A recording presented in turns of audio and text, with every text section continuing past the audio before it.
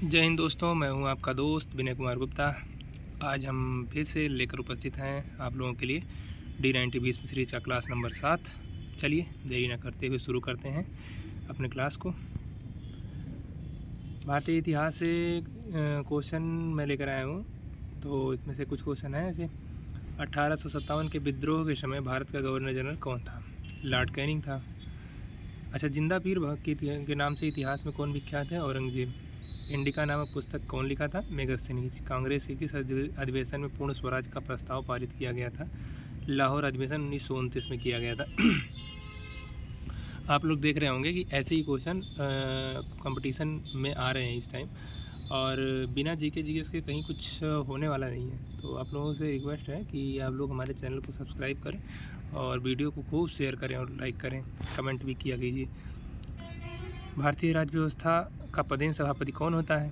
भारत का उपराष्ट्रपति। भारत में किस वर्ष पहली बार राष्ट्रीय आपातकाल घोषित किया था? 1962, चीन युद्ध के दौरान। संविधान के किस संशोधन का मिनी संशोधन कहा जाता है? 42वां संशोधन 1976 में हुआ था। लोकसभा में कितने सदस्यों की संख्या हो सकती है? अब टोटल तो 550 होती है, लेकिन वर्तमान में 543 होती है। आप चाहो तो छोटी छोटी जानकारियाँ जो आपको पसंद आती हैं उसकी नोट्स भी बनाते रहो। सरिस्का राष्ट्रीय उद्यान किस राज्य में स्थित है? राजस्थान। भारत में सबसे ऊंचा जलप्रपात कौन सा है? पुंचकल जलप्रपात, कर्नाटक। पृथ्वी को उसके घूर्णन अक्ष पर घूमने को क्या कहते हैं? घूर्णन कहते हैं। एशिया की सबसे मीठे पानी की झील कौन सी है? बुलर झील, जम्मू और कश्मीर में स्थित है। विद्युत बल्ब का फिलामेंट किस धातु से बना होता है? टंगस्टन से।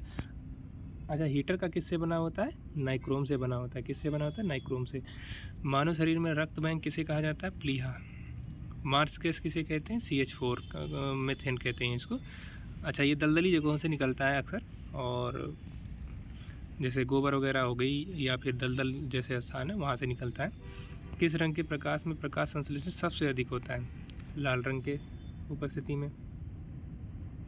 अर्थव्यवस्था से संबंधित क्वेश्चन आज मैं लेके आया हूँ। ये थोड़ा लेंदी हो जाएगा, लेकिन चलिए कोई बात नहीं, सुनना ही है, सुन लीजिए। दिन में 2-3 बार सुन लेंगे तो आपको याद हो जाएगा ही। भारत में पहली पंचवर्षीय योजना कब शुरू हुई थी? 1951 से 56 तक इसकी अवधि थी। 1951 में शुरू हुई थी। पहली पंचवर्षीय योजना किस मॉडल पर स्थित थी? हेराल्ड डोमर मॉडल पर। पंचवर्षीय योजना में भारी उद्योगों पर स्थित पर ध्यान केंद्रित किया गया था। कब किया गया था? दूसरी पंचवर्षीय योजना में 1956 से 1961 तक चली थी। पीसी महालनोबिस मॉडल पर आधारित थी। गरीबी हटाओ का नारा किस पंचवर्षीय योजना में दिया गया था? पाँचवीं पंचवर्षीय योजना, जो 1974 से 1978 में चली थी, इंदिरा गांधी के टाइम पे। भारत में योजना आयोग के स्थान पर किस संस्था का गठन किया गया? नीति आयोग का गठन किया गया 1 जनवरी 2015 को, प्राइम मिनिस्टर नरेंद्र मोदी के शासनकाल में। अच्छा, इसका अध्यक्ष कौन होता है?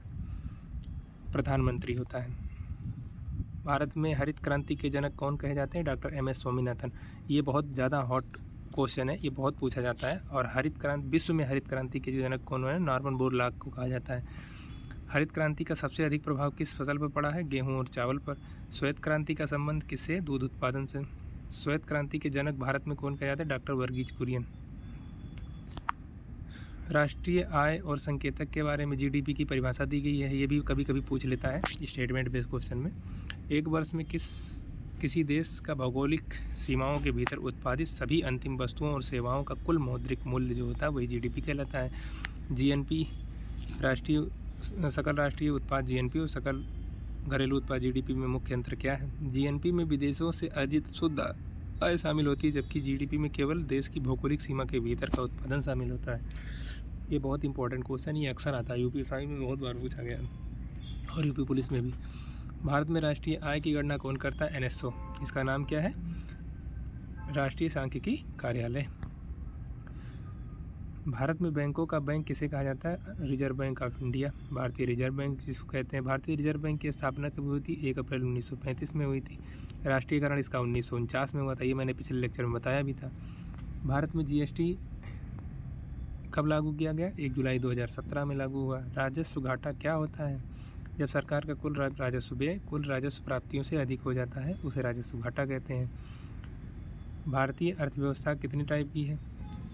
कितने के प्रकार? इसमें कुछ क्वेश्चन इस टाइप से।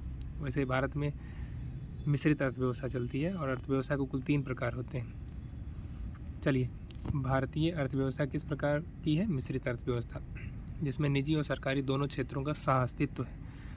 वह अर्थव्यवस्था जहाँ निजी क्षेत्र की भागीदारी अधिक होती क्या कहलाती है? पूंजीवादी अर्थव्यवस्था, जैसे अमेरिका।